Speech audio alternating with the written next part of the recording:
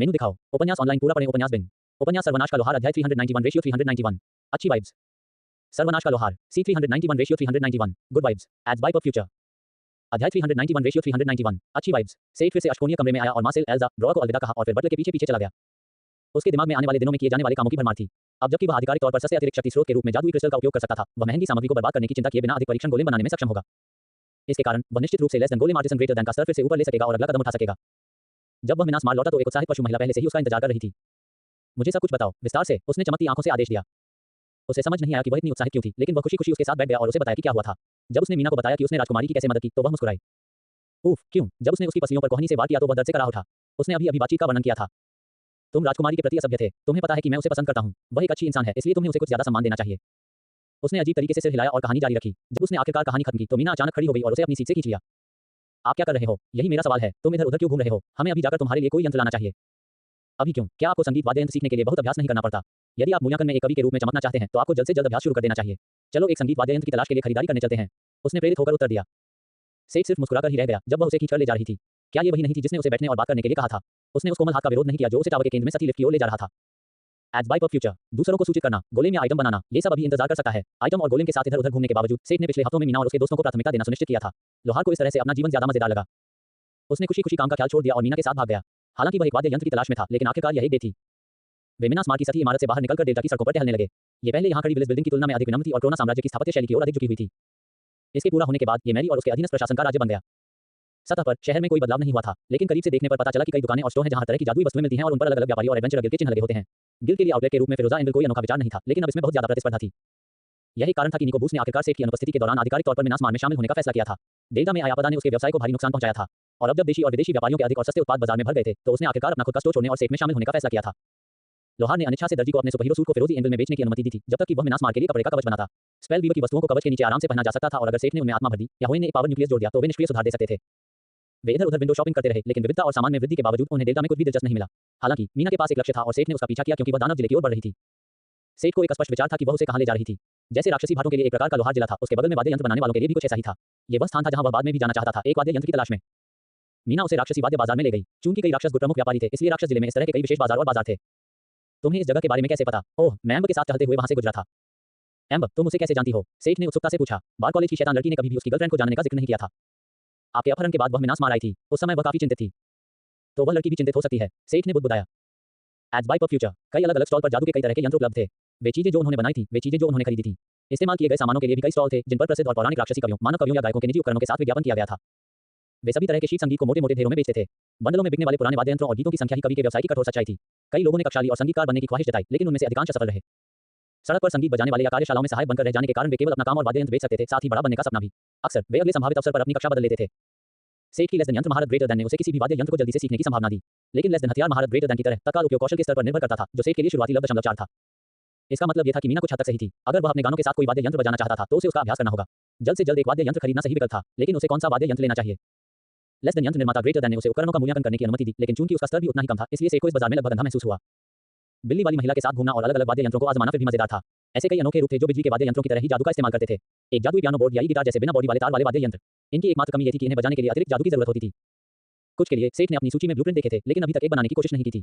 अन्य को उसने पहली बार देखा था। गैर मानवीय जातियों के लिए एलियन जैसे दिखने वाले उपकरण भी थे, जैसे पवन वाद्य यंत्र जिन्हें सही ढंग से बजाने के लिए 4 हाथों की आवश्यकता होती है, या ट्रिपल ड्रम सेट जिन्हें पैरों और बाहों की अधिक जोड़ी की आवश्यकता होती है।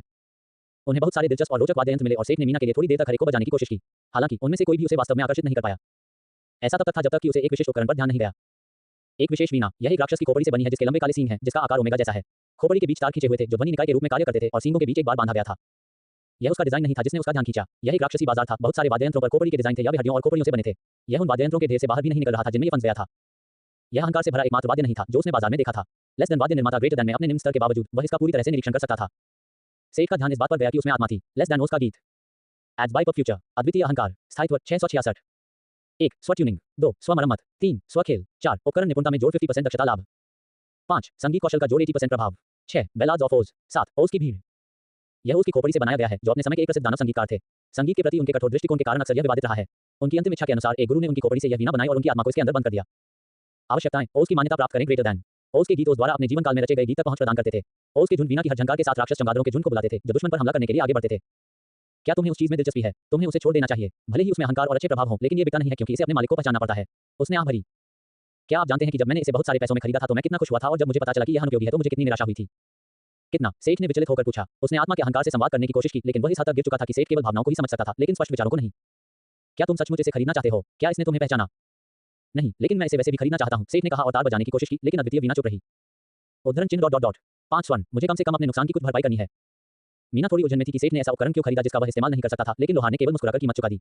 यह एक ऐसे उपकरण के लिए महंगा था जिसका कोई इस्तेमाल नहीं कर सकता था, लेकिन उसके लिए यह बिल्कुल सही था। सेठ को पहले से ही पता था कि वीणा के साथ क्या करना है। एड्स बाय पर फ्यूचर कोफाई दान आप तक और अधिक अध्याय लाने में हमारी सहायता करें।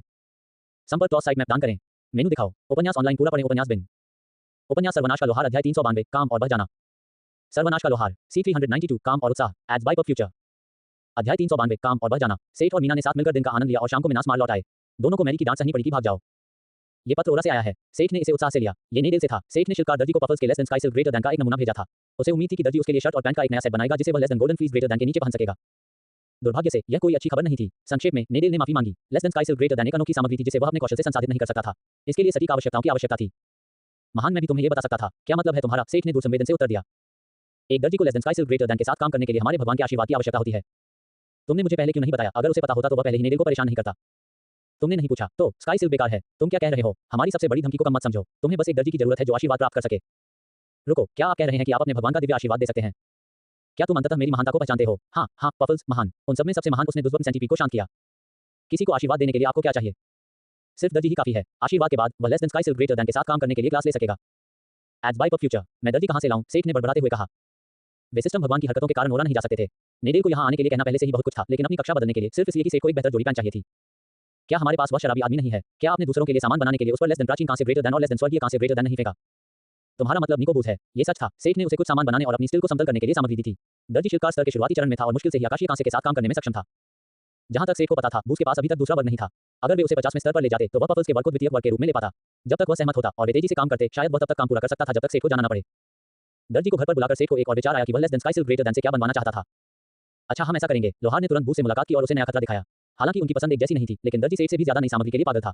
उसने उसका सम्मान किया। जब बूझ ने less than sky silk greater than के साथ काम करने की शर्तें सुनी तो वह तुरंत सहमत हो गया।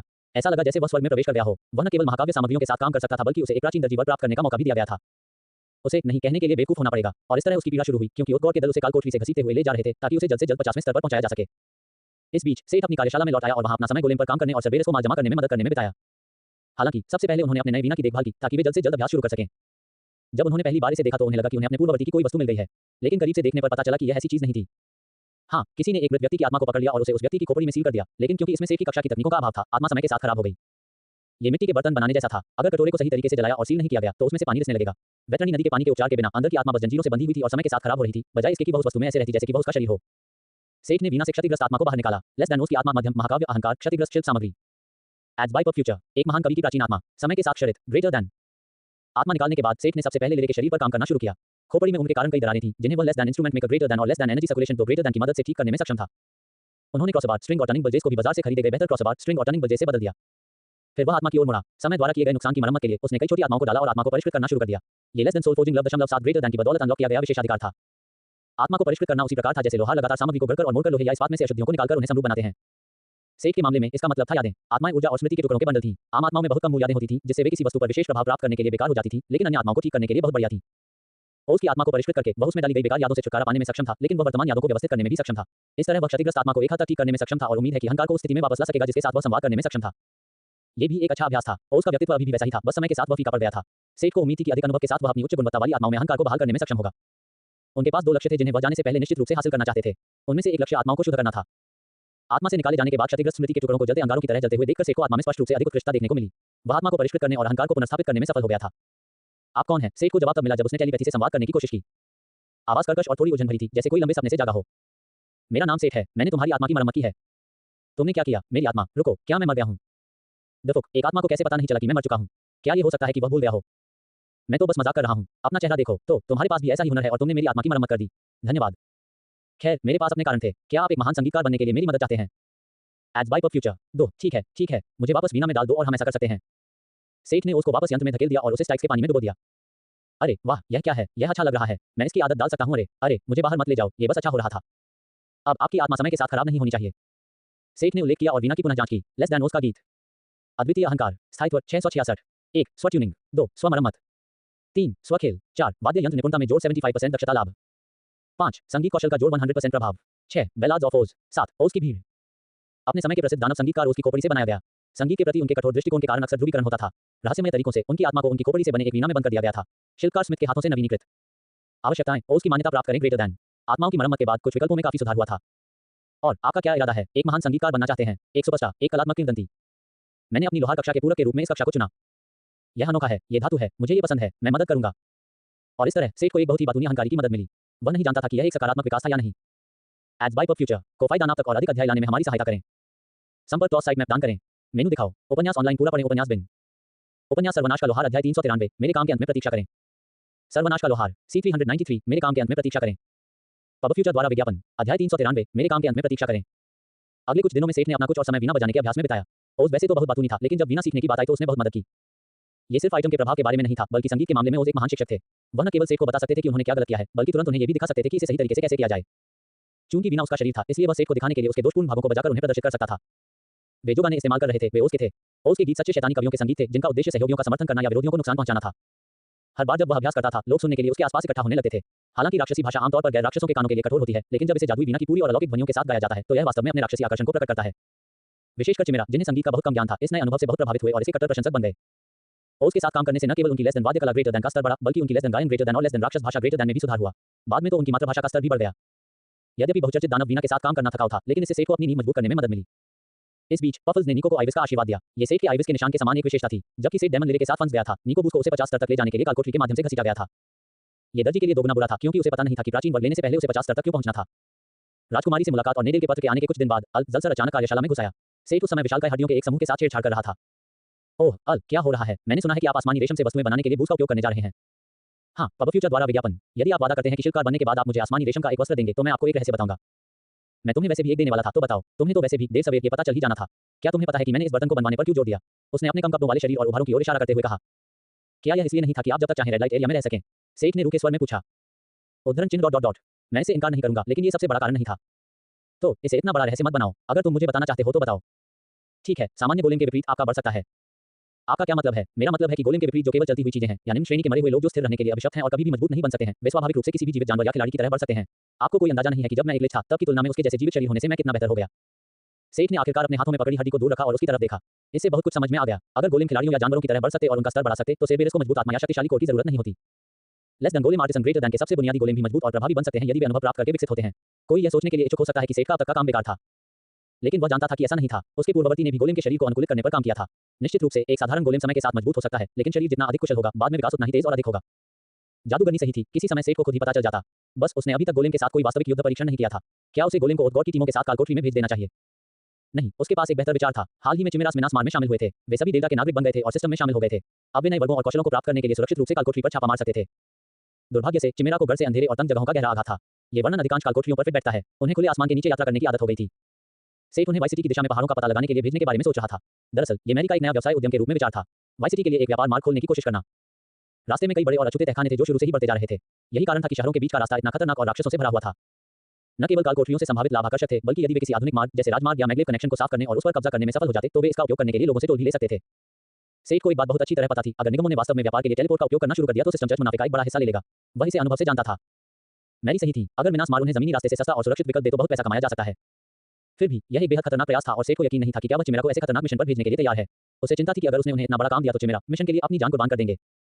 वे कभी-कभी बहुत भोले होते थे। अगर वह उनसे सावधान रहने और अपनी जान को प्राथमिकता देने के लिए कहता तो चिमेरा नाराज भी हो जाते थे। किसी बड़े मिशन के बजाय वह उन्हें सिर्फ गोलेम की खोज और प्रशिक्षण के लिए भेजेगा। इस तरह वे कोई जोखिम नहीं लेंगे, क्योंकि उनका लक्ष्य गोलेम को वापस लाना होगा। यह उन्हें सुरक्षित रखने और पहाड़ों को थोड़ा साफ करने का एक घुमावदार रास्ता था। एक बार जब वे पहाड़ों की टोह ले लेते, तो उन्हें खतरे का स्तर पता चल जाता और वे फील्ड टीमें लेकर आते। सेठ ने इस बारे में दूसरे लोगों से बात की, इससे पहले कि वे इस पर आगे बढ़ने का फैसला करते। चिमेरा को कालकोठरी में प्रवेश करने की आवश्यकता नहीं होगी। गोलेम अधिक शक्तिशाली हो जाएंगे और वे धीरे-धीरे वाई सिटी के लिए एक व्यापार मार्ग खोलने पर काम कर सकेंगे। अब बस आधिकारिक अनुमति लेनी बाकी थी। वह नहीं चाहता था कि रास्ता साफ करने में इतनी मेहनत करने के बाद उसे पहाड़ी डाकू या कुछ और समझा जाए। मौका पहले ही आ चुका था। राजकुमारी ने जिस पार्टी का जिक्र किया था, उस समय वह राजकुमारी से इस प्रयास के बारे में सीधे बात कर सकता था। चूंकि मूल्यांकन का काम करीब था, तो क्या वह डेल्टा के लिए नई संभावनाओं को खोलने के लिए तैयार नहीं होगी? हालांकि धन योजनाएं, अभियान और संगीत गायन सेठ का मुख्य ध्यान नहीं थे। अब तक उसने जो गोलेम बनाए थे, वे बहुत शक्तिशाली थे। जीवन में जितने शक्तिशाली थे, उससे कहीं ज्यादा शक्तिशाली। ये वाकई बहुत बढ़िया था, लेकिन ये तो बस पहला कदम था। पब फ्यूचर द्वारा विज्ञापन। वह अभी भी एक कदम चूक रहा था। सबसे महत्वपूर्ण कदम की क्यों सलजार या उस मामले में ईवी अपने मांस और रक्त के शरीर को पुनर्जीवित करने में सक्षम थी। दरअसल वह इस बात को लेकर बहुत स्पष्ट थे कि क्यों शरीर बनाने के लिए दो चीजों की जरूरत थी, शक्ति और निर्देशों का एक सेट। एक तरह से शरीर के लिए एक खाका। ईवी के लिए शक्ति उसके खुद के और उसके वर्ग से आती थी, उसके कौशल का खाका। Less than golem artisan greater than के गोलेमों के लिए शक्ति आत्मा से आती थी और मंत्रों की सहायता से उस पर खड़काव किया जाता था। अल्फ जलसार के लिए भी शक्ति उसी से आती थी और उसके अनुसार ये निर्देश उसके लिच बनने के अनुष्ठान का हिस्सा थे। आत्मा को शरीर को पुनर्जीवित करने की शक्ति देना सेठ की कक्षा के काम करने के तरीके का परिणाम था। Less than golem artisan greater than ने इस परिणाम को एक दिशा दी, लेकिन मांस और रक्त से बना एक कार्यशील शरीर उसके लिए बहुत जटिल था। सेठ आत्मा से निर्देश प्राप्त करने का तरीका खोज रहा था ताकि मूल शरीर को अल के मामले की तरह बहाल किया जा सके। जब तक वह ब्लूप्रिंट तैयार करने में सफल रहा, वह जादुई क्रिस्टल का उपयोग करके शक्ति की कमी की पूर्ति कर सकता था। वह इस बारे में सोच ही रहा था कि अचानक उसे अप्रत्याशित दिशा से मदद मिली। मुझे कहना होगा मेरे मित्र, आप इस विषय पर बहुत ही निरर्थक और तकनीकी सोच रखते हैं। ओज ने अचानक अभ्यास सत्र के दौरान उसे बताया, क्या मतलब है तुम्हारा? क्या मैंने गलत खेल खेला? नहीं नहीं, तुमने कोई गलती नहीं की। मैं उस चीज की बात कर रहा हूं जो पूरे समय तुम्हारा ध्यान भटका रही थी। गोलेम्स, हाँ, आत्मा का पूरा मामला। मैं एक शैतान हूं, इसलिए जब मैं तुमसे कहता हूं कि तुम आत्माओं को देख रहे हो तो मुझ पर भरोसा करो, तुम एक इंजीनियर की तरह हो। आत्मा के मामले में दानव पर भरोसा करें। मेरी बात सुनो और मजाक करना बंद करो। स्वभाव से आत्माएं हमेशा तर्क के नियमों का पालन नहीं करती हैं। आप अपने पूर्ववर्ती के तरीके और उस लिच के ज्ञान से बहुत प्रभावित हुए हैं। और आप क्या कह रहे हैं कि मुझे क्या करना चाहिए? आप एक संगीतकार हैं, ज्यादा रचनात्मक बने। आत्माएं जीवन हैं, भले ही वे अवशेष हों। जीवन में हमेशा इच्छाएं होती हैं और इच्छाओं के साथ मांगे भी आती हैं। उनसे पूछें कि वे क्या चाहते हैं। उनसे वही मांगने को कहें जो वे चाहते हैं। उन्हें कुछ मांगने की इच्छा पैदा करें और वे आपको बताएंगे कि आपको इसके बदले में क्या चाहिए। आपका मतलब यह नहीं हो सकता। क्या आप गंभीर हैं? हाँ, उन्हें उत्साहित करो और देखो कि यह तुम्हें कहां ले जाता है। बेशक, मैं मदद करूंगा। पब फ्यूचर द्वारा विज्ञापन कोफाई दान आप तक और अधिक अध्याय लाने में हमारी सहायता करें। संपर्क टॉस साइट मैप दान करें। मेनू दिखाओ। उपन्यास ऑनलाइन पूरा पढ़ें। उपन्यास बिन। उपन्यास सर्वनाश का लोहार अध्याय 394 भाग दौड़। सर्वनाश का लोहार C394 the hustle. Pub future द्वारा विज्ञापन अध्याय 394 भाग दौड़। दुर्भाग्यवश उन्हें इस विचारधारा पर चलने का कोई मौका नहीं मिला। आज पार्टी का दिन था जिसके बारे में राजकुमारी लीना ने बात की थी। उसने आने का वादा किया था और उसे कार्यक्रम के लिए तैयार होने की जरूरत थी। क्या तुम तैयार हो? मीना ने उसके कपड़े पहनने के बाद पूछा। जैसे ही उसने मीना को उसकी बेहद खूबसूरत ड्रेस में देखा, उसे अपनी वर्कशॉप से बाहर निकलने का कोई अफसोस नहीं हुआ। उसने एक बहुत ही आकर्षक काले रंग की ड्रेस पहनी थी जिसमें स्लिट्स थी, जिससे उसकी लंबी टांगें, गहरी क्लीवेज और खुली पीठ दिख रही थी। यह आयोजन राजकुमारी के निवास पर स्थित एक विशाल बॉलरूम में हुआ था। सभी ने बढ़िया शाम के कपड़े पहने हुए थे। पृष्ठभूमि में शांत संगीत बज रहा था और लोग चारों ओर खड़े होकर बातें कर रहे थे। सेठ के दल में केवल 4 लोग थे। ये स्पष्ट था कि मीना भी साथ आई थी और राजकुमारी ने फिन की उपस्थिति की मांग की। उसके अधिकांश दोस्त खुशी-खुशी कार्यक्रम छोड़कर टॉवर पर ही रहे और अपने काम खुद किए। आश्चर्यजनक रूप से लिडिया और माइक भी साथ आना चाहते थे, जो स्थान पर उनके साथ शामिल हो गए। शाही शाम की पोशाक में साइबोगॉथ पहले से ही एक असामान्य दृश्य था। सुंदर और आत्मविश्वास से भरे जानवर को सूट में अजीब और असहज देखकर सेठ के लिए मुस्कुराना मुश्किल हो गया। माइक शर्माता रहा और दूसरी तरफ देखता रहा। जिस तरह से वह उसकी कोहनी से बंधा हुआ था, उससे ये स्पष्ट था कि आज रात उसके साथ जुड़ने का विचार किसका था।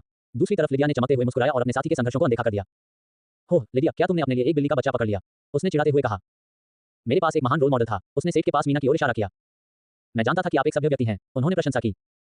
मैं इसमें कुछ नहीं कर सका। जब संस्कृति के लोग बात कर रहे थे, मीना और माइक को वास्तव में नहीं पता था कि क्या हो रहा है, लेकिन उन्होंने उन लोगों को नहीं जानने का नाटक करने की पूरी कोशिश की। इन लोगों के साथ हाथ पकड़े होने के बावजूद। मौ, जब फिन यहाँ अकेला हो तो कपल बातें करना बंद करो। फिन की आवाज सेठ के कंधे से सुनाई दी। नन्ही परी ने एक छोटी सी पोशाक पहनी थी। क्या तुम यहाँ मेरे साथ नहीं हो? नहीं, तुम यहाँ मीना के साथ हो। फिन अकेला है। क्या मैं तुम दोनों के साथ यहाँ नहीं रह सकता? पब फ्यूचर द्वारा विज्ञापन। तो फिर फिन के साथ नृत्य करने का वादा करो। सेठ को पसीना आने लगा। डांस। दिक्कत ये थी कि उसे डांस करना नहीं आता था। वह पहले से ही गाने में बहुत खराब था। ये कमी डांस में भी दिखी। हर बार जब वह नृत्य करने के लिए तैयार होता तो तबाही में खत्म हो जाता। सर्वनाश से पहले से ही विनाश का एक ढेर बन चुका है। अब जब वह अपने सभी स्तरों और बफ के साथ नृत्य करना शुरू कर देता है तो वह किस तरह का नुकसान पहुंचाएगा। उसने परी की बड़ी-बड़ी काली आंखों को देखा जो उसे उम्मीदों से भर रही थी। उसने मीना की तरफ देखा। अगर वह फिन के साथ नाचता है तो उसे मीना के साथ भी नाचना होगा। उसके बगल में बैठी महिला ने वास्तव में उसे आंख मारी जैसे कि वह उसकी चिंताओं को समझ गई हो। उसने उसका हाथ दबाया और उसके कान में फुसफुसाने के लिए झुकी। मेरी चिंता मत करो, मैं तुमसे केवल गद्दे पर टेंगो नृत्य की ही अपेक्षा करती हूँ। उसने कामुक मुस्कान के साथ कहा। ठीक है, उसने इसके लिए कहा था। यह आश्वासन पाकर कि आपदा केवल एक बार ही होगी, उसने होने वाले नुकसान की सभी जिम्मेदारियों से अपने हाथ धो लिए। ठीक है, चलो बाद में नाचेंगे। उसने परी जानवर से सहमति जताते हुए खुशी से चीख निकाली। परी ने अपना वादा पूरा करके भाग लिया। जब तक नृत्य शुरू नहीं हो जाता, वह अपनी मर्जी से काम करती। सेठ को लगा कि बुफे के तत्काल भविष्य में काले बादल छा रहे हैं। वह संयम जानता था, फिन जानता था कि यह क्या है, लेकिन उसने इसे अनदेखा करने का फैसला किया।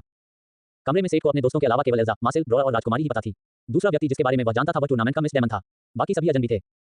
बॉलरूम के दो कोनों में एक काली आकृति थी। एक लंबे चौड़े कंधों वाले आदमी की गंभीर आकृति थी, दूसरी छोटी थी और किसी महिला की लग रही थी। दोनों ने हुड की मदद से अपने चेहरे छिपा रखे थे। 3 लोगों के समूह में एक छोटी कद की युवती थी जिसके छोटे काले बाल थे और उसका रूप लड़कों जैसा था। एक बूढ़ा सुंदर सज्जन जिसके बाल सफेद हो रहे थे और मूंछें आकर्षक थीं और ड्रॉ। वे पहले से ही एक दूसरे के साथ काफी दोस्ताना तरीके से बात कर रहे थे। बगल में एक खूबसूरत महिला एक टेबल पर अकेली बैठी थी। उसकी लगभग बीमार सी पीली त्वचा और हल्के सुनहरे बाल उसे एक अलौकिक सुंदरता दे रहे थे। उसकी सफेद शाम की पोशाक उसके कामुक सीने को नियंत्रित रखने में कड़ी मेहनत कर रही थी। वह सेठ की पसंद की नहीं थी, लेकिन वह अच्छे दृश्य की सराहना कर सकता था। उसके बगल में खड़ी मीना ने भी उसकी निगाह का अनुसरण किया और अच्छे दृश्य की सराहना की। महिला अभी अपने ड्रिंक का घूंट भर ही रही थी कि शांत दृश्य में एक सुंदर लड़के के आने से खलल पड़ गया जिसके बाल पीछे की ओर खींचे हुए थे। वह सौम्यता से मुस्कुराया और उत्साहपूर्वक उस शांत सुंदरी से बात करने लगा। उसने पलट कर बात नहीं की, लेकिन उसे भगाया भी नहीं। उसे अपनी अलग-थलग और अड़ी प्रेमिका का सामना करते समय अपना आत्मविश्वास बनाए रखने के लिए उच्च सामाजिक कौशल की आवश्यकता थी। कमरे में और भी लोग थे, लेकिन वे लोग थे जिन्हें उसने बैठक में पहचाना था। सेठ मासिल ने उनका अभिवादन किया जब वह और एल्जा पास आए। सेठ ने उनकी ओर हाथ हिलाया और मीना तथा अन्य लोगों से उनका परिचय कराया। लिडा विलिस परिवार से, एल्जा ने उत्सुकता से पूछा। मेरी तरह की आखिरी, उसने चंचल नाटकीय अंदाज में उत्तर दिया, जिससे वह ठंडी सुंदरी हंसने में सफल रही। पब फ्यूचर द्वारा विज्ञापन। सेठ ने मासिल के साथ कुछ देर तक बात की। उसके बाद उसने राजकुमारी पर निशाना साधा जो अब तक अधिकारी दिखने वाले लोगों के साथ व्यस्त थी। रास्ते में उसे उस छोटी महिला ने रोका जो अब तक ड्रॉ और उस सज्जन से बात कर रही थी। उसका चेहरा सावला था, एक अजीब सी मुस्कान थी और उसकी गहरी आंखों में जिज्ञासा की चिंगारी थी। क्या मैंने सही सुना? क्या आप मिनास मार के टॉवर मास्टर हैं? क्या ये सच है कि आप ही वह व्यक्ति हैं जिसने फिरोजी एंगल में सभी शानदार हथियार बनाए हैं? क्या इसका मतलब यह है कि आप एक लोहार हैं? उसने उस पर ताबड़तोड़ सवालों की बौछार कर दी। सेठ एक पल के लिए स्तब्ध रह गया। उसका ध्यान पहले से ही राजकुमारी के साथ हुई बातचीत पर था और उसे ट्रैक बदलने और प्रतिक्रिया करने के लिए एक पल की आवश्यकता थी। इस बीच दूसरे ने पहले ही लक्ष्य बदल दिया था। क्या तुम मीना हो, मीना स्मार्ट की हत्यारी? मैंने तुम्हारे बारे में बहुत कुछ सुना है। एक असली बिल्ली प्रेमी से मिलना बहुत अच्छा है। क्या तुम और टावर मास्टर? ठीक है, रुको। शुरुआत के लिए तुम अपना परिचय दोगे? सेठ ने उसे बीच में टोकते हुए कहा। वह आश्चर्यचकित हो गई और अपने माथे पर हाथ मार लिया। हाय, मैं एलिन कल्पेपर हूँ, आप मुझे एली कह सकते हैं। हाय एली, सेठ और मीना ने अपना परिचय देने से पहले मुस्कुराते हुए कहा। मैंने राजकुमारी से सुना है कि हम आपसे उपकरण खरीद सकते हैं। क्या आप एक लोहार के रूप में अभियान में शामिल होंगी? उसने अपनी चमकती आंखों से उत्साह से पूछा। नहीं, मैं अपनी दूसरी कक्षा के साथ एक कवि के रूप में शामिल हो रहा हूँ। और आप? वाह, आपके पास पहले से ही आपकी दूसरी लड़की है। मैं अभी भी इस पर विचार कर रहा हूँ। मेरा प्राथमिक वर्ग स्लाइम रैंचर है। यह एक बहुत ही बढ़िया दुर्लभ वर्ग है और मैं सभी प्रकार के प्यारे स्लाइम को पाल सकता हूँ और उनका प्रजनन कर सकता हूँ। क्यूट। सेठ को याद आया कि स्लाइम्स क्यूट तो बिल्कुल भी नहीं थे, लेकिन उनमें हर तरह के स्वाद थे। वह कौन था जो जज करता? लेकिन फिर उसने एक गोल चमकदार जेली बॉल निकाली। देखा, क्या वह प्यारा नहीं है? ये वाकई प्यारा था, ज्यादातर स्लाइम से अलग जिसे उसने कभी कालकोटरी में देखा था। मैं कॉमिक्स में स्लाइम्स की तर्ज पर ज्यादा था। एक डगमगाता हुआ पारदर्शी बूंद जिसके अंदर एक कोर तैर रहा था। इस खास स्लाइम का रंग हल्का गुलाबी था। ये हमबोल्ड है। यह मेरा पहला था और कई बार विकसित हुआ। ओह वाह, वह वाकई बहुत प्यारा है, मीना ने कहा और खुद को एली के हाथ से छीनने से नहीं रोक पाई। हमबोल्ड के बारे में शेखी बघाते हुए लड़की आत्मसंतुष्ट दिखी और उसकी नाक आसमान की ओर उठी। लेकिन इसको तो देखो, मीना ने अचानक कहा और एक गोल मिनी निकाल लाई। छोटे गोल मटोल गोलेम का सामना करते ही एली का जबड़ा खुला रह गया। हे भगवान, ये प्यारा सा घृणित प्राणी क्या है? उस गंदी लड़की ने पुकारा। पब फ्यूचर द्वारा विज्ञापन। ये सब नहीं है। मीना ने कील उठाई और गोलमिनी को नीचे रखा ताकि वह घूमे और करतब दिखाए। हमबोल्ड हारेगा नहीं। एली ने हमबोल्ड को भी नीचे उतारा और उसे करतब दिखाने को कहा। अचानक इतनी प्रतिस्पर्धा क्यों हो गई? और तुम गोलमिनी क्यों लाए? सेठ समझ नहीं पाया कि क्या हो रहा था। सेठ ने गोलमिनी बनाई। क्या मैं भी एक ले सकती हूँ? उसने उसे पिल्ला जैसी आंखों से देखा। उसने तीखी रोशनी से बचने की कोशिश की। क्या आपके पास हमबोल्ड नहीं है? ये और वह दो बिल्कुल अलग चीजें हैं। मेरे पास इसे बांटने के लिए पर्याप्त प्यार है। उसने आत्मविश्वास से भरी मुट्ठी बांधकर और आंखों में चमक के साथ कहा। ठीक है, मैं तुम्हें एक दूंगा। सेठ इस तरह के अतिरंजित और अपेक्षित परिवर्तनों के प्रति कमजोर था। आखिरकार क्या यह इसलिए नहीं था क्योंकि वह उसके काम की सराहना करती थी? हाँ, यह कोई कमजोरी नहीं थी, बस उसके प्रति उसके विस्मय का प्रतिदान था। हाँ, तुम उस स्लेवमैन्सर आदमी से बहुत अच्छे हो, बस बहुत सारी खोखली बातें और शेखी बघाटे हो और अधिक सुंदर हो। विशेष रूप से अंतिम भाग इतनी जोर से कहा गया था कि इसे संबंधित व्यक्ति द्वारा सुना जा सकता था। एली की शरारती निगाहों का अनुसरण करते हुए उन्होंने देखा कि पीछे की ओर खींचे बालों वाला सुंदर युवक अपना सिर ऊपर उठाता है। वह मेज पर बैठी गोरी महिला से एक तरफा संवाद कर रहा था, लेकिन जब उसका नाम आया तो उसने अपना एक आलाप रोक दिया। या शायद इसलिए कि उसकी सुंदरता पर सवाल उठाया गया था। एक गुलाम प्रबंधक। हाँ, बस इंतजार करो और वह शायद तुम्हें इसके बारे में सब कुछ बता देगा। या यूं कहीं कि वह मीना को इसके बारे में सब कुछ बता देगा। जब तक वह महिला नहीं आई, वह मुझसे अपनी क्लास के बारे में अंतहीन बातें करता रहा। बुरे आदमी ब्रॉड और कैडेन ने मुझे उसके अंतहीन आलाप से बचाया। सेठ ने टिप्पणी की, इसका कुछ मतलब तो है जब आप भी एक शब्द नहीं बोल पाए। एली शरारत से मुस्कुराई। ठीक है, यही तो मैं तुम्हें बता रहा हूँ। अरे, रिच के बारे में ऐसे मत बोलो, यह अच्छा नहीं है। एक छोटी लड़की जो मुश्किल से 15 साल की थी अचानक उनसे बोली। वह एक छोटे जानवर की तरह दिख रही थी और जब वह उनके खिलाफ बोलती थी तो उसकी ऊंची आवाज थोड़ी कांपती थी। सेठ ने पहले ही उसे पास से चमकती आंखों से गोलेम और स्लाइम को देखते हुए देखा था। मैं तो सच ही कह रही हूँ, एली ने मासूमियत से जवाब दिया। फिर भी रिच एक अच्छा आदमी है और उसकी पीठ पीछे बात करना अच्छा नहीं है। मार्गरेट, तुम क्या कर रही हो? एक वृद्ध महिला जो शायद 30 के आसपास की होगी उसके पीछे पीछे आई। वे दोनों ही म्यूटेड रंगों में साधारण कपड़े पहने हुए थे। सेठ ने देखा कि वे कोई प्रभाव वाली वस्तुएं नहीं थी, जैसे डेल्टा में इस समय के अधिकांश कपड़े थे, लेकिन वास्तव में वे केवल साधारण कपड़े थे।